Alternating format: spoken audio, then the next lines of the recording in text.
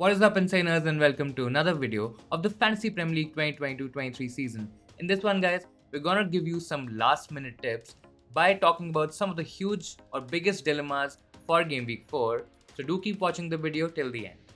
Now, guys, talking about the first tip or the first dilemma that a lot of FPL managers have this week is that should we sell Trent or Robertson? I think if you have both of them, there is still a case to be made for selling one of them. But let's say if you have one of Trent or Robertson, I think there is merit in holding both of them this week, guys. The fixture is against Bournemouth. They are playing at home. Klopp would want to kind of bounce back from the winless start that they've already had in the season.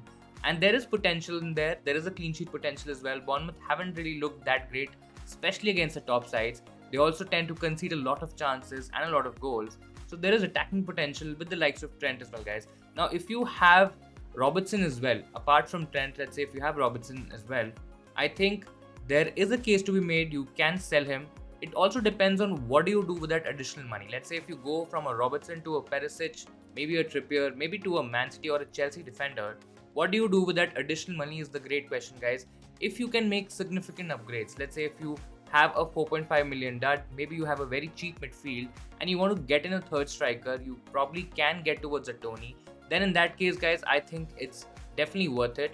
Let's say if you are not really making any progress in midfield, maybe even in defense, your attack is absolutely fine and you just have that much money in the bank, then in that case, I don't think so. It's a priority sell this week. You can probably hold Robertson this week, see his performance and assess, and then probably transfer him out next week. Now, coming to the second dilemma and the next question that a lot of FPL managers have before the Game Week 4 deadline, guys, is that what do we do with Perisic? So I'll probably break down to three parts. Let's say if you have Perisic, that's the first part. I think if you have Perisic, if you own him, you definitely hold him.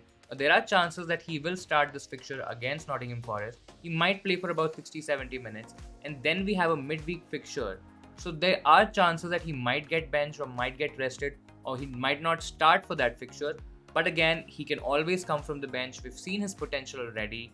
He can give you points, he can give you attacking turns. Even if he plays about 15-20 minutes, there is a potential for a huge haul. Plus, a lot of the opposition, etc., will be tired. He will definitely attack a lot more. He will bomb forward. We know that he can cross as well. So there are a lot of points outlets with Perisic. So if you have him, you definitely hold him. You don't transfer him out. Now, if you don't have him, let's say if you have maybe a Walker, maybe a Cucurella, let's say if you have a Robertson, etc., then I think it's a very interesting dilemma because these options like a Walker, Cucurella, etc., whatever I mentioned just now, all of them are a little bit more nailed, but they don't really have a huge upside. So if you want to play a bit risky, but you want to kind of chase those hauls, attack those hauls, there is potential in there, but again, there is a risk involved as well. He might pick up a knock and he might not start the next game. His appearance or his minutes might just be limited to a very short time as well. There is that risk that you're taking, but then you're kind of going haul chasing. And I think if you are looking to play a bit more attacking, you should definitely get in Perisic.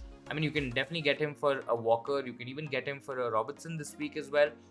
And let's say if you have that money, which I mentioned earlier, you can also use that extra money of a Robertson and then make certain upgrades elsewhere. So definitely get him this week if you want to play a bit more attacking. If you want to play safe, then you probably avoid him for at least a couple of weeks. Understand what's happening with the Spurs team, understand their rotation patterns, understand who's playing how many minutes and who's playing what competition, and then possibly take that call. Now, I don't think so he's a sell at all, guys. In case if you're trying to sell or thinking of selling Perisic, I absolutely think that you should not sell him. You should definitely keep him at least for a couple of fixtures and then try to maximize or try to get those additional points that he might give you. Now, coming to the next question, should we play the wildcard in Game Week 4? I know a lot of people have had very slow, very sluggish starts to the new FPL season. And I think a lot of people are already kind of thinking towards pressing that wildcard button. Now, in case if you still haven't, if you're still thinking of pressing that button, guys, again, totally depends on your team. There is no right or wrong answer here. If you feel that your team is pretty off, I mean, you're very different from the template, you've possibly gone for the wrong picks, most of your picks are not performing, they might not even play, might not even start, etc., then of course there's a case to be made for using the wildcard. But in case if you have most of the popular players, most of the template picks as we call them, then in that case, guys, I don't think so the ideal wildcard team will be very different from the general template that's been going on in the FPL season right now, guys.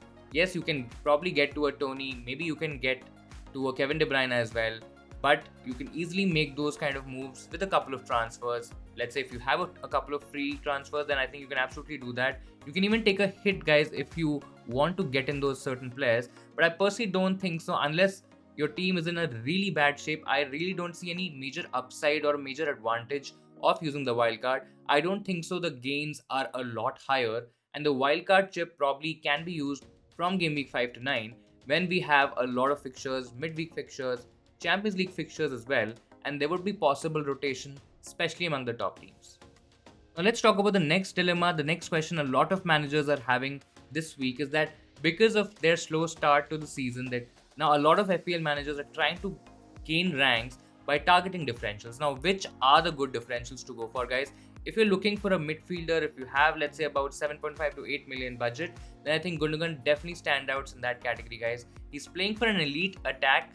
He's also bombing forward a lot. He will be having a lot of goal threat. We know that he will be making those late runs in the box as well. So a lot of potential for Gundogan. There is a slight risk in terms of his minutes that he might get rotated, etc. But I think you can say that for any player, especially from the top 6 team, and that to Man City, guys. It's always very difficult to predict Man City. So if you're willing to take a bit of a risk, I think Gundogan is a really good option to go for. In case if you want to go differential, even more differential probably from the other teams, there is Trossard as well from Brighton, guys. Brighton have started the season very brightly. They're looking good in attack. They do score goals. I mean, yes, they do kind of generate a lot of XG and probably don't score enough. But I think Trossard is a really good option to go for, guys. I personally don't think so he's gonna play in that wingback role anymore. He might be pushed forward a little bit, and that possibly maybe makes Pascal Gross maybe a slightly worse option. But again, if you want to target a differential, yes, he's in the 6 to 6.5 price category. So if you have that much money, if you're looking at a differential, I think Trossard is also a good one, guys. Brighton have decent fixtures. They can get you goals. I think he will be involved in attacking returns, and he's a good option to go for. Now, in case if you want to target Leeds, because Leeds are also one team that are doing really well at the moment, if you want to target them, I think you can even go for Harrison. Rodrigo is already owned by a lot of managers, definitely more than 20% right now. And there is potential in Harrison as well, guys. We know that his all-around play is pretty good. He's creating chances. He's getting assists. He's also scoring the odd goal. And he's kind of taken that Rafinha role that we saw Rafinha doing last season. So I think there is potential in there. You can target a Harrison. Yes, you will be going against the crowd, but I think that should be absolutely fine. Now, in case if you want to target defenders, for example, you can even target defenders like Lewis Dunk, maybe Veltman from Brighton. There are other options as well. I mean, you can even go for a Saliba. For example, if you're downgrading a Robertson and if you want a cheap option, then you have the likes of Saliba as well, guys. He's definitely a lot less owned than someone like a Zinchenko, for example. And he's costing a lot less as well. So there is potential there as well. I mean, yes, we saw that he scored the odd goal. But yeah, I mean, you will be getting Arsenal's clean sheets. And there is a good amount of points in a Saliba, guys. Now, guys, let's come to the next dilemma, the next question. Which midfielders to target this week? I think if you're looking at a midfield spot, so there's certain categories that you can kind of look at. If you're looking at the Neto, maybe the Bailey sort of a category, around 6 to 6.5 million, guys, you have the likes of Rodrigo. I think he's the best option in that price category to go for. Now, Leeds have looked very attacking, as I mentioned earlier. They will score goals. Rodrigo has been really good in terms of his goal potential, guys. He has significant goal threat. He will score goals. He may not be on penalties, but I think his position is pretty much secured in that Leeds team, guys. I know there's a lot of chatter around the speculation that he might not retain his place, but I don't see any reason why he won't be in the 11, especially when he's playing so well, guys. So if you want to target a good attacking option, then I think Rodrigo is a great pick. As I mentioned earlier, if you are in that 7.5 to 8.5 million category, guys, you have the likes of Gundogan, but he definitely comes with a risk. Let's say if you want to replace somebody like a Saka, maybe even a Mount, then you can also go for a Luis Diaz. I mean, let's say if you don't have a triple up on Liverpool, maybe you have Trent and Salah, and you're looking for a third Liverpool spot, and considering that Darwin Núñez is out right now, guys, so you can go for Luis Diaz as well. I understand that a lot of people might not be very inclined because Liverpool haven't really shown a lot in attack, definitely not in defense, but they're definitely not going to play like that, guys. They will improve, and as I've mentioned earlier a lot of times this week, I think if they need one fixture to kind of bounce back, it is this fixture, a home fixture against Bournemouth. So you can definitely get in a Luis Diaz. You can also go Kulusevski as well. I mean, if you are looking at a Tottenham attacker, maybe you don't have the likes of Perisic, Son or Kane, and if you're still looking to get in a Tottenham attacker, I think Kulusevski is also a good option. I personally don't think so he's at minutes risk, because I've generally seen, or whatever we've seen so far, is that Son is kind of getting hooked off a little earlier and Richarlison is coming in place of him. So maybe in the midweek fixtures, maybe in slightly easier Champions League games, something like that, Richarlison might start, Son might be benched, but I don't think so Kulusevski is a problem right now, and he's also a great option to go for. Now, in case I've already mentioned, if you want to go differential in the cheaper category, you can go for the likes of Harrison as well. There's a Rashford punt in there as well, guys. I know not a lot of people would be jumping onto Man United assets, but in case if you feel convinced, if you've seen enough from Man United, maybe through one game, you can even take a punt on Rashford. This week, the fixture is really good. And if you're targeting a differential, I think he's also a great option to go for. Now, coming to the last question, the last dilemma a lot of managers also have this week is that should you swap Haaland with Kane, guys? This is a very important question again. A lot of people kind of went with Kane. Maybe they went with Haaland. They stuck with Haaland. Now, the issue is that midweek fixtures are coming up, so we will see rotation. Everybody kind of expected Haaland to get rotated a lot because Pep had openly said in his comments that there will be rotation and he might play Alvarez in the Haaland position. Now we've also heard from Conte that he will also be maybe taking off Kane, maybe substituting him, maybe resting him in the odd fixture or so. So there's not really a lot we can decipher from that, guys.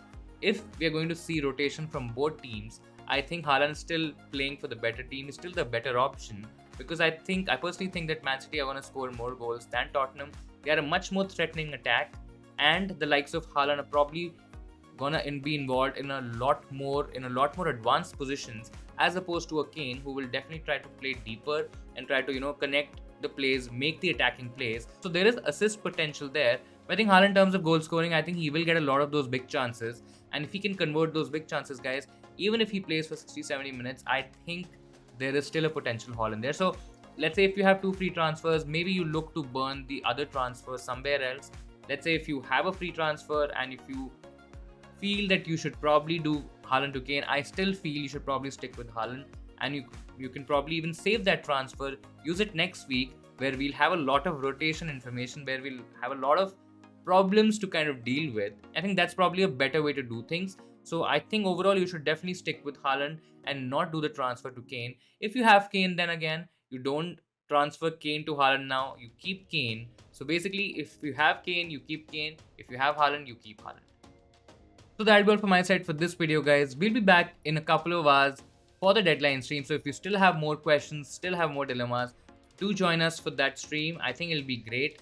If you liked the video today, if you liked what you saw, if you like the concept, do hit the like button, guys. You can also subscribe to the Insanely Football YouTube channel for all FPL related stuff.